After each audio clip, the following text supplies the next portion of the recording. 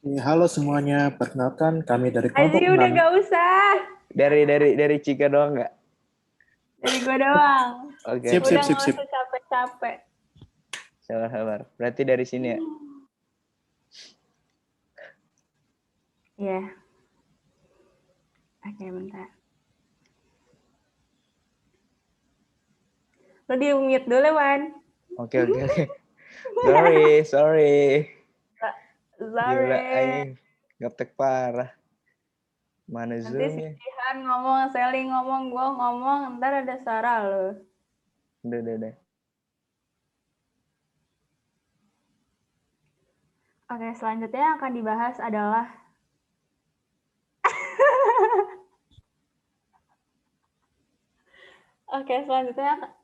aduh jangan ketawa. Oke, selanjutnya akan dibahas adalah prinsip kerja instrumen. Yang pertama yang akan dibahas adalah komponen instrumen terdapat pada Atomic Absorption Spectrometer atau yang biasa disebut sebagai AAS. Terdiri dari 5, yaitu yang pertama ada lampu HCl, yang kedua ada flame system, yang ketiga ada monokromator, lalu yang keempat ada detektor, dan yang terakhir ada readout system atau sistem pembacaan. Next.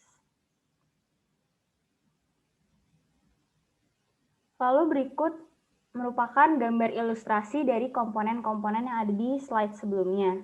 Dari gambar sebelah kiri menuju ke sebelah kanan, saya akan menjelaskan kegunaan dari masing-masing alatnya. Yang pertama merupakan lampu HCl yang merupakan komponen yang terdapat pada instrumen AAS yang berguna untuk mengeksitasi elektron dalam atom. HCl memiliki komponen yang sama dengan unsur yang dianalisis. Contohnya misal yang akan dianalisis merupakan unsur natrium, maka HCl yang akan digunakan merupakan HCl natrium. Lalu pada gambar kedua dari sebelah kiri yang terdapat 3 gambar, berikut adalah flame system atau sistem pembakaran, di mana sistem pembakaran berguna sebagai sistem atomisasi sampel bentuknya bisa dengan api pembakaran atau graphite furnace. Lalu pada gambar ketiga dari sebelah kiri atau gambar yang tengah, berikut merupakan monokromator, di mana monokromator berguna untuk memfilter cahaya hasil emisi sesuai dengan unsur yang diamati. Lalu pada gambar keempat dari sebelah kiri, ada detektor. Detektor merupakan alat yang digunakan untuk mendeteksi intensitas cahaya menjadi sinyal yang dapat dibaca.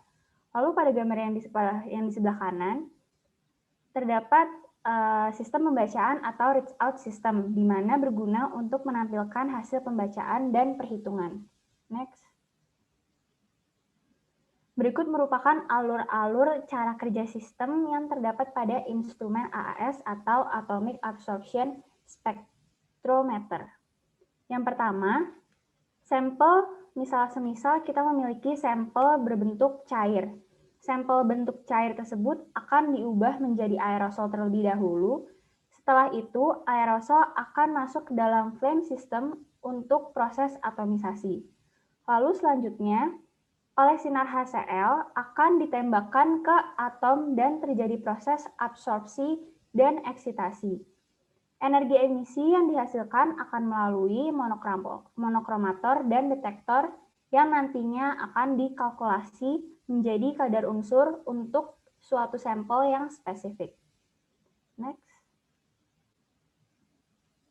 Untuk hasil dari Atomic Absorption Spectrometer ini dapat berupa konsentrasi logam. Jadi pada sampel dengan penetapan yang bersifat kualitatif, yaitu melihat logamnya, dan kuantitatif dengan melihat konsentrasi logam. Yang sudah kita ketahui sebelumnya bahwa pada Atomic Absorption Spectrometer ini merupakan fase gas. Jadi di mana jika sampelnya berupa cair atau padat, itu dapat diubah dulu menjadi fase gas melalui 2 analisis, yaitu yang pertama melalui Flame Atomic Absorption Spectrometer atau FEES, dan yang kedua itu Atomic Absorption Spectroscopy with Graphite Furnace atau GFAAS. Pada flame atomic ini, sampelnya berupa cairan, dan pada atomic absorption ini, sampel dapat berupa larutan atau sampel padat. Yang pertama, Flame Atomic Absorption Spectrometer, yaitu berupa sampel cairan, jadi sampelnya dialirkan melalui selang yang dikontrol oleh komputer. Lalu sampel masuk ke dalam nebulizer.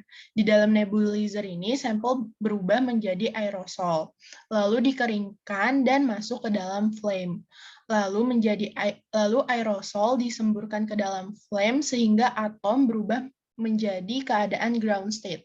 Lalu masuk ke fase pencahayaan dengan lampu katoda dengan panjang gelombang tertentu tergantung dengan sampel logam yang dianalisis.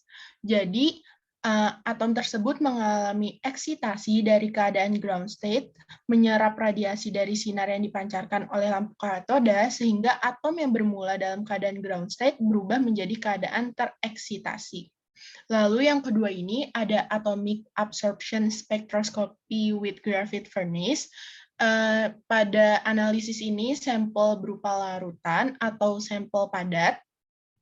Sampel disimpan dalam tabung berlapis grafit kecil yang kemudian dapat dipanaskan untuk menguapkan dan mengatomisasi analit. Lalu fungsi dari tabung grafit ini dipanaskan menggunakan arus yang tinggi. Kedua analisis ini sebenarnya sama, namun perbedaannya pada analisis GFAES-nya ini. Jadi pada analisis GFAES ini menggunakan electromal graphite furnace, di mana sampel dipanaskan secara bertahap sampai suhu 3000 derajat Celcius hingga kering. Lalu GFAES ini memiliki keunggulan dibandingkan IAES, di mana keunggulannya yang pertama ini dapat berupa sampel larutan, slurries, atau sampel padat, lalu juga lebih efisien dan dapat menerima sampel dalam jumlah absolut yang sangat kecil. Selanjutnya. Untuk integrasi dengan proses atau cerita geologinya, Atomic Absorption Spectrometry atau spektrometri serapan atom ini digunakan untuk penentuan major dan juga trace elemen dalam batuan, mineral, biji, dan juga air. Analisis logam dengan mempertimbangkan jumlah unsur yang tercakup, sensitivitas, reliability. Reliability ini merujuk bagaimana instrumen tersebut dipercaya sebagai alat pengukuran dan pengumpulan data yang kemudian penggunaannya mampu mengungkap informasi sebenarnya di lapangan dan dapat pula diartikan sebagai konsistensi, akurasi, derajat stabilitas, serta daya prediksi dalam suatu pengukuran. Contohnya dalam analisis trace elemen pada batuan silikat, dilakukan penentuan kandungan kalsium, magnesium, natrium, kalium, strontium, besi, dan juga mangan dalam mineral silikat yang berbeda. Hal ini pertama kali diperkenalkan oleh Ragland dan juga Billings terkait dengan studi konten trace elemen dalam batuan silikat. Next. Berikut referensi yang kami gunakan. Next. Referensi gambar. Dan next. Pembagian tugas pada kelompok kami. Sekian presentasi dari kelompok kami, dan terima kasih.